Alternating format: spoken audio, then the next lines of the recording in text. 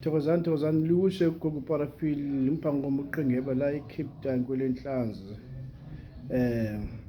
Kunabantu abahlutshwa zizilwane. Fumaniseke utata omkhulu wakhe wayethwele wasweleka,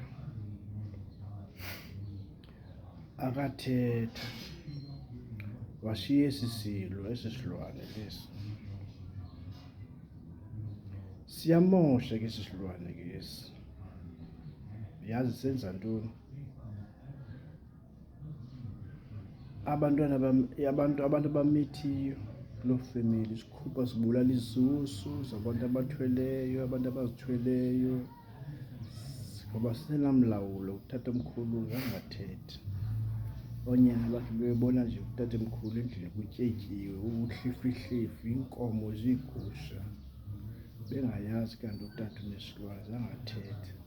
Fumaniseke kuphuma izisu zabantwana, izisu zabantwana, lonke elagazi katata omkhulu lizawusokola sisisilwane. Lizawusokola kwesisilwane, abafumani imisebenzi, into zabo ziyabheda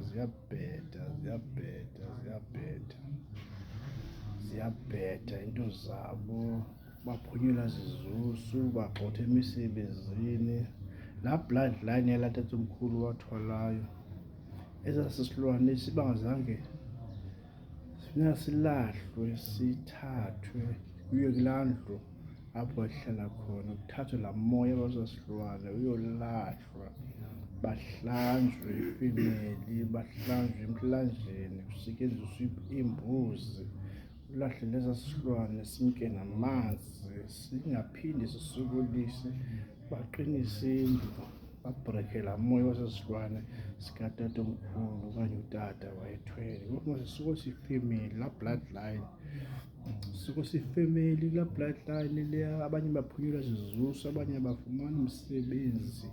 Kuyasokolwa nje efemelini, ziyenzeka into ezinjalo emakhayeni amaninzi, ziyenzeka into ezinjalo, ziyabhreyikhwa into ezinjalo. Akho nto ingabhreyikhwayo yenziwe ngumntu, akho nto enganqandekiyo yenziwe ngumntu ophila kulaa mhlaba. Ushiyana namandla ke wakho wena nyanga, uyakuthi ungubani, phethe amandla anjani, phethe amandla anjani obhreyikha le mimoya. Hayi, awam amandla ngoku seyizilwela, seziopereyithela awam amandla, seyizilwela, seyibetha umoya, seyizilwela amandla. Ukuthi amandla akho anjani? Camakuni gogo Parafil likushe uqengeba. Andithethi nawe, ndithetha nalo ngapha kwakho. Uyandiva loo nto uba ndithetha uthini. Thokozani likushe libhace, thokozani. Sichaza amaphupho.